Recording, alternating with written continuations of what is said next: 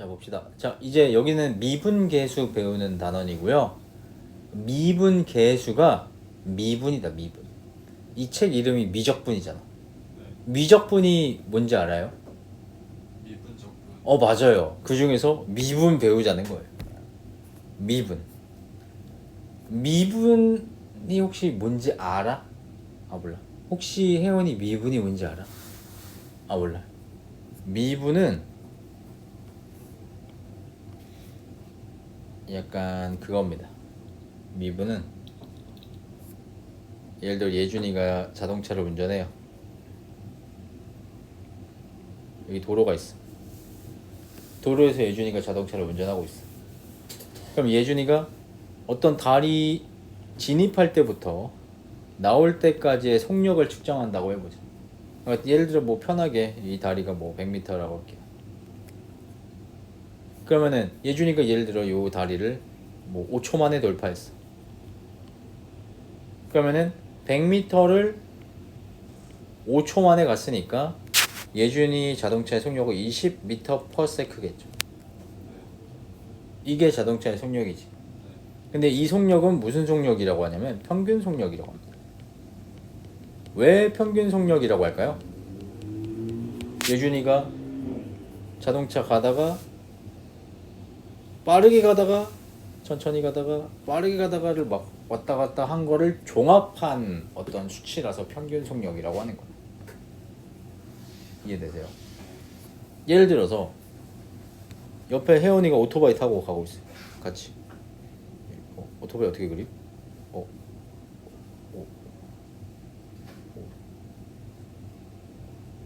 오토바이 어떻게 그리지? 자전거 같은데? 대충 이렇게 그릴까? 혜원이가 오토바이 타고 가고 있어. 혜원이가 여기는 100m를 10초 만에 갔어. 그러면은 100m를 10초 만에 갔으니까 10m/s죠. 근데 혜원이가 사실은 예준이가 가는 속도의 2배의 속도로 가다가 여기서 잠깐 고장 난 거야. 오토바이가 잠깐 멈췄어. 예준이 다 지나가고 나서 10초가 되고 나서야 이제 끌고 왔다고 하죠. 그러면은 완전 다른 거죠. 실제 속력은 훨씬 빨랐겠죠. 뺑 치고 갔으니까 잠깐 끝에서 멈춘 거니까 약간 토끼와 거북이의 토끼 마냥 빨랐지만 중간에 잤잖아요. 그런 것처럼 요렇게 구하는 속력은 평균 속력이고, 이 평균 속력은 그 사이의 값들의 변화에 대해서 얘기를 할 수가 없어요. 그럼 요 사이의 값들에 대한 얘기를 하려면 결국에 뭘 해야 되냐면 이 간격을 줄여야 돼.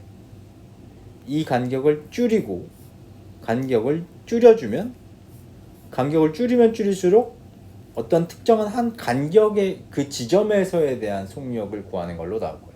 예를 들어 이 100m를 1m로 줄였으면은 되게 조금 1m에서의 속력이 나오니까 조금 정확한 속력이 나올 수 있겠죠. 여기까지 이해되실까요? 네. 오케이.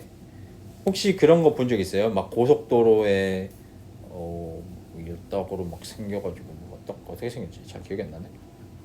막 이렇게 생겨가지고 과속 차량 측정하는 그 기계 같은 거, 노란색인 거, 노란색이었나? 그거 본 적 있어요? 그 측정 원리가 뭐냐면 빛을 쏴. 그럼 빛이 반사돼서 올 거잖아. 그 시간 차이를 측정하는 거야.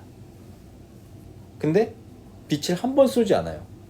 빛을 따당 2번 쏴. 빠르게 따당 2번 쏜 다음에 돌아오는 그 차이의 간격으로 속력을 측정합니다. 아까 우리가 이렇게 요 간격을 줄이는 것처럼 엄청 조그만 차이로 빛을 2개 쏘는 거예요. 그 2개 쏘는 돌아오는 그 시간의 차이로 속력 측정하는 거예요. 그래서 결국에 순간적인 속력을 알고 싶으면 뭔가를 되게 많이 줄여야 돼. 뭔가를 되게 많이 줄여야 되고, 그게 바로 여기서 하고 싶은 미분계수의 아이디어랑도 연결이 됩니다. 자, 우리가 중학교 때 기울기라는 거 배웠죠. 기울기가 뭐냐면 사실상 x의 변화량분의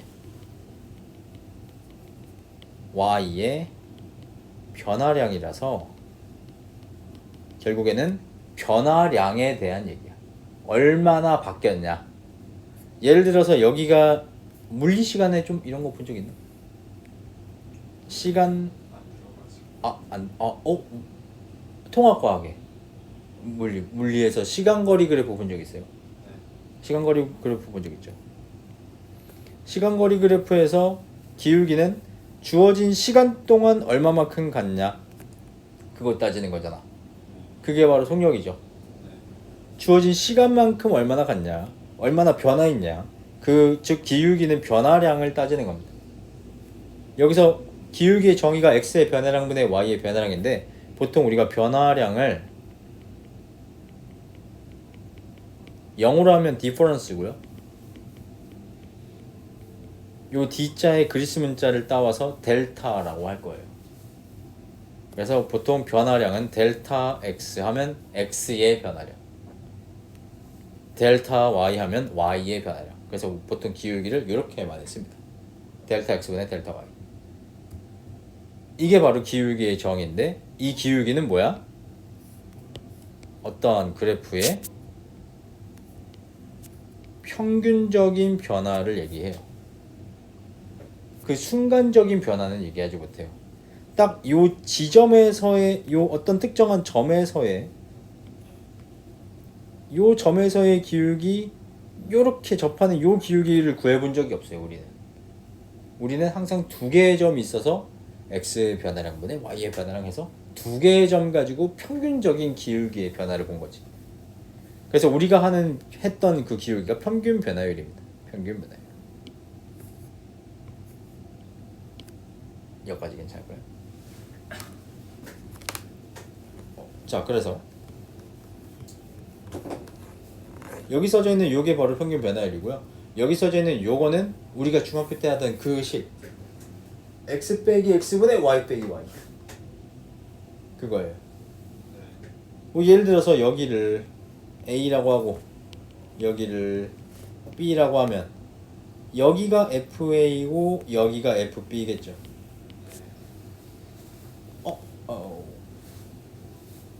됐다. 그러면 x의 변화량분의 y의 변화량이 딱 요 식이 나오겠죠. 아니면 이렇게 말고 다르게 할 수도 있어요. 이 b라고 하지 말고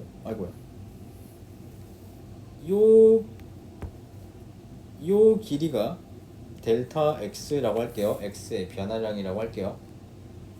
그러면 요 b라고 안 하고 a 더하기 델타 x라고도 볼 수 있죠.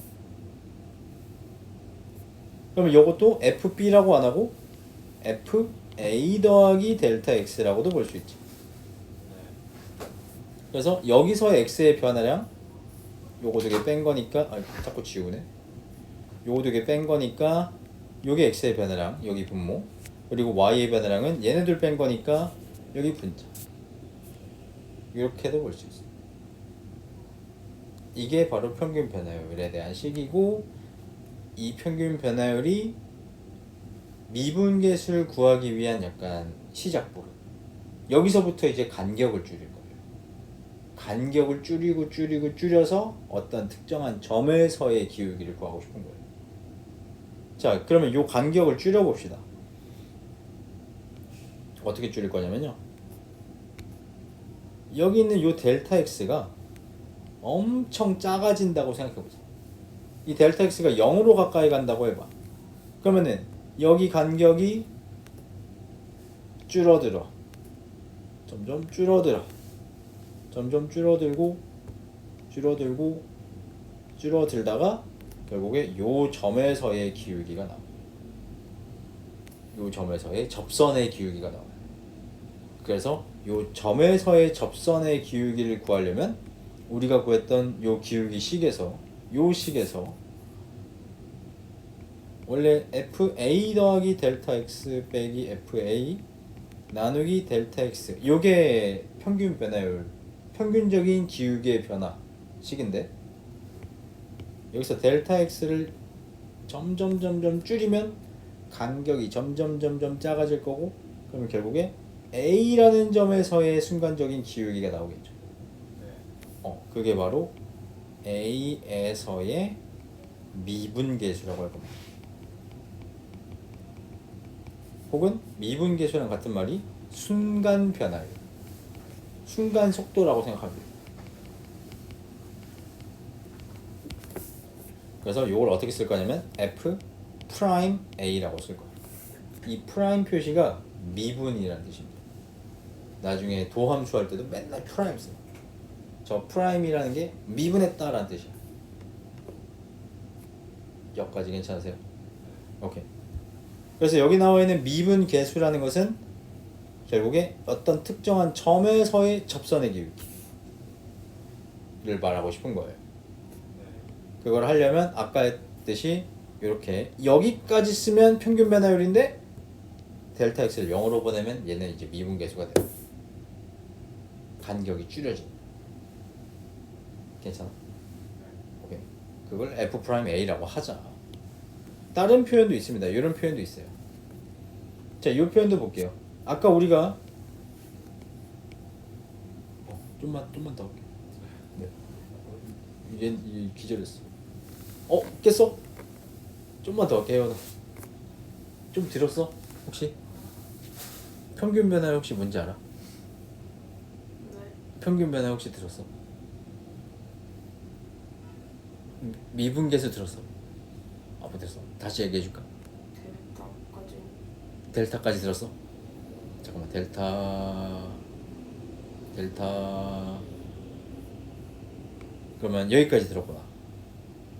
오케이. 자, 평균 변화율은 평균적인 변화율입니다. 평균적인 변화율. 우리가 그냥 구하던 기울기. 평균 변화율은 x의 변화량 분의 y의 변화량 요거 구하는 거예요. 요거. 그러면 여기를 a라고 하고 여기를 b라고 하면 요게 기울기 구하는 식이죠.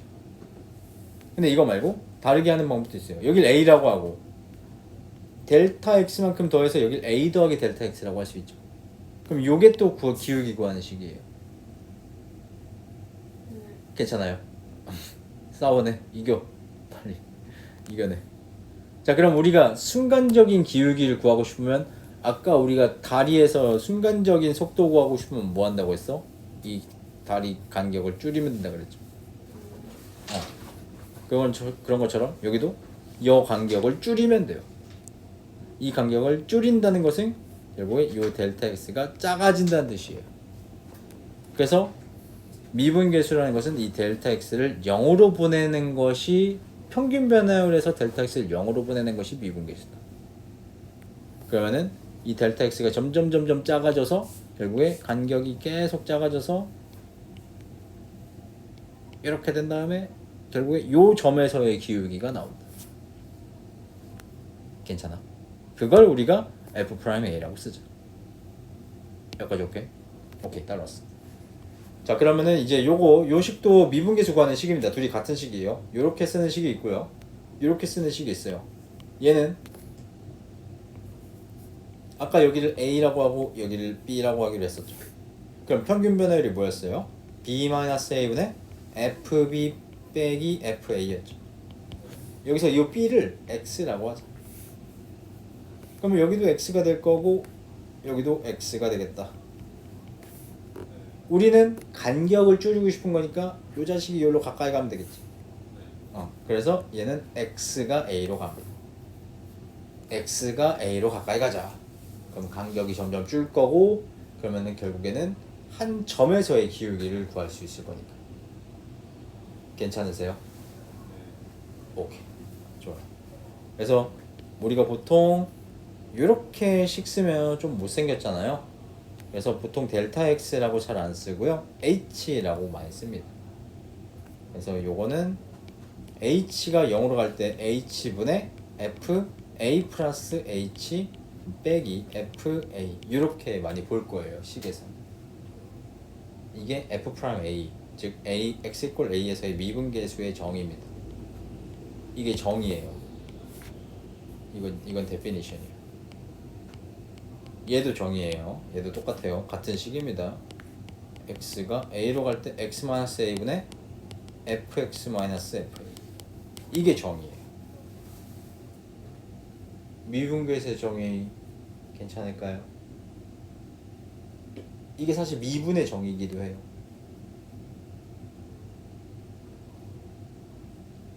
델타 네. x가 뭐였죠? 아 델타 x는 x의 변화야. 요거 괜찮아? 오케이.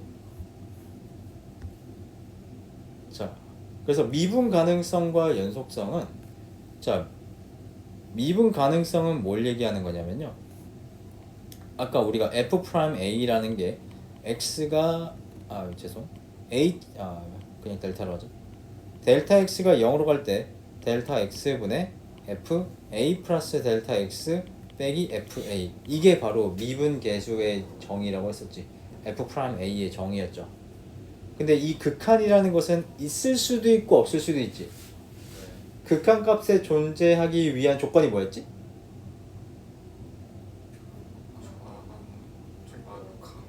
그렇지. 기억하는구나. 미쳤다. 좌악한과 우칸이 다를 수도 있어요. 좌악한과 우칸이 다른 애들이 대표적으로 이런 놈들이에요. 얘 그래프 어떻게 생겼냐면요. 뾰족합니다. 뾰족. 얘는 오른쪽에서 보는 기울기는 이렇게 생겼죠. 근데 왼쪽에서 보는 기울기는 이렇게 생겼죠. 얘는 왼쪽 기울기, 오른쪽 기울기가 달라요. 그래서 얘는 극한값이 없어요. 극한값이 있으면 우리는 거기서 미분 가능하다라고 할 거고요. 극한값이 얘처럼 없으면 얘는 여기가 미분 불가능한 지점이다라고 할 거예요. 미분 가능성은 뭐랑도 같냐면요. 이건 그거랑도 같아요. 예측 가능성이랑도 같아요. 미분이 가능하면 그 다음 그래프를 그릴 수 있어. 예상해서 그릴 수 있어요. 물론 살짝 오차이는 있을 수 있습니다. 데이터가 늘어나면 늘어날수록 정확하게 그릴 수 있어요. 점이 막 여러 개 있어. 얘네들을 지나는 다항함수를 우리가 그릴 수 있는 거예요. 근데 미분 가능할 때, 미분이 불가능하면 그 다음 그래프를 그릴 수가 없어요. 예상할 수가 없습니다. 주식 그래프 본 적 있어요? 주식 그래프가 어떻게 생겼어요? 이렇게 생겼나요? 아니면 이렇게 생겼나요? 두 번째죠. 뾰족해요? 스무스해요? 뾰족하죠. 뾰족한 친구들은 다 미분 불가능이에요. 미분 가능성이 예측 가능성이었죠. 미분 불가능하다는 말은 예측 불가능하다는 말이랑 똑같아요. 그래서 주식이 그래프가 뾰족하기 때문에 어렵다고 하는 거죠. 그럼 그래프 나오는 거 전혀 그런 못해요? 예상이 안 되죠. 그렇죠. 전혀 안 돼요. 어느 정도는 하긴 하는 게 있습니다. 대학교 가서 금융공학 쪽 공부하시면은 그런 퀀트 알고리즘 배우는 게 있어요. 근데 100%는 맞출 수 없어요. 그냥 거기서 배우는 거는 포트폴리오 이론에서 손실 최대 소화 뭐 이런 것들을 하는 거죠. 만약에 100% 예상이 됐잖아? 우리 같은 사람들은 주식으로 돈 못 벌어요. 다 그냥 기계들이 하는 거예요. 왜냐면 예상 가능하면은 사람이 할 필요가 없지. 그럼 AI가 제일 세계 최고 부자가 되고. 자, 문제 한번 풀어볼까요? 문제가 몇 개 있어. 조금 많네. 오늘은 가볍게 여기 필수 예제 1번